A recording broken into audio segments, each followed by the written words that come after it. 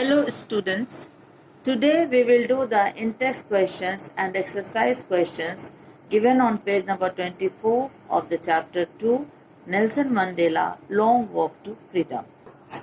There are three in-text questions given on page number 24. The first one is, what twin obligations does Mandela mention? The answer of this question is given on page number 21, the last paragraph. In life, every man has two obligations: obligations to his family, to his parents, to his wife and children, and he has an obligation to his people, his community and his country.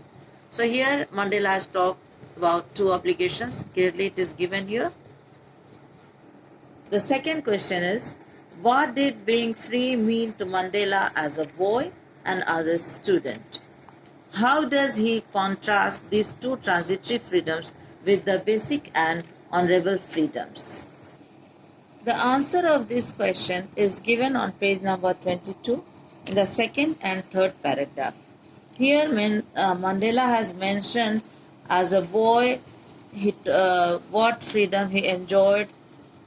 So he talks that as a boy, to him freedom meant to run in the fields, free to swim in the clear stream, free to row mealies under the stars and ride the broad backs of slow-moving bulls. So he talks about these freedoms. So students, you will write that being free to Mandela as a boy meant to be free to run in the fields, swim in the streams, ride the broad backs of slow-moving bulls.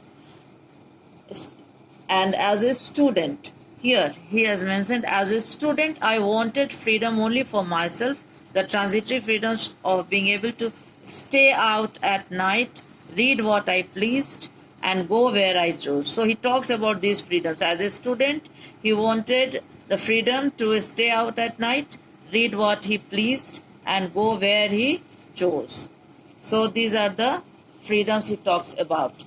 Now see the second part of your question. How does he contrast these transitory freedoms with the basic and honorable freedoms? Students, as we have read in the chapter that Mandela was not aware of the basic and honorable freedoms until he grew young. As he grew young, he realized that these freedoms are not the true freedom. So, students, you will write your answer that as a young man, Mandela realizes that these transitory freedoms are not only what one needs. Instead, one yearns for the basic and honorable freedoms of achieving one's potential, of earning one's keep, of marrying and having a family, the freedom not to be obstructed in a lawful life. So in this way, Mandela contrasts these transitory freedoms with the basic honorable freedoms. The third question, does Mandela think the oppressor is free? Why or why not? Now students, the answer is given here in the last paragraph of your lesson, here in this paragraph. So here Mandela has clearly written that the oppressor is not free. It is because a man who takes away another man's freedom is a prisoner of hatred. He is locked behind the bars of prejudice and narrow-mindedness. So this is the answer of the question number 3. Now let us see the exercise questions.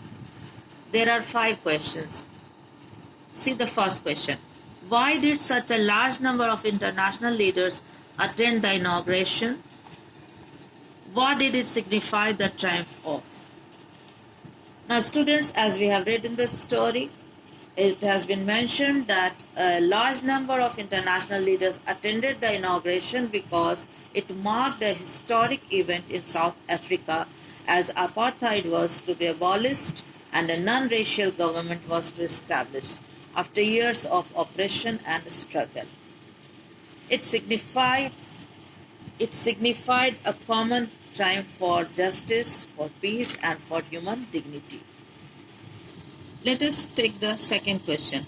What does Mandela mean when he says he is simply the sum of all those African patriots who had gone before him. Students, you will get the answer of this question on page number 20 here in this second paragraph he has mentioned.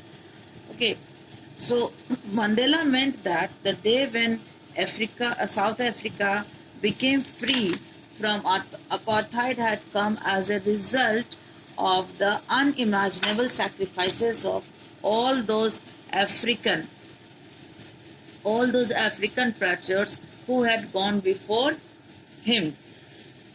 That that long and noble line ended and now began again with him. So here Mandela acknowledges the contribution of many great leaders who had contributed before his emergence on the platform in South Africa to fight against apartheid. Question number 3. Would you agree that the depths of oppression create heights of character? How does Mandela illustrate this? Can you add your own examples to this argument? Now students, here you can see on page number 20 here in this last paragraph, and then in this first paragraph on page number 21. If you go through this paragraph, you will get the answer. Yes, as according to Mandela, certainly depths of oppression create heights of character, because the more a person is forced down, the more emerges the fighting spirit in that person, and this gradually builds up his or her persona.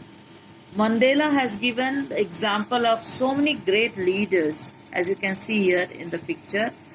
Oliver Tambo, Yusuf Dado, all these great leaders, they were subject to different kinds of brutality, different kinds of discrimination, humiliation, and still these people, they raised their voice against the apartheid system, and to great extent these leaders were successful, and because of their contribution, the support that they gave to Mandela, that Mandela was successful to win freedom for his people.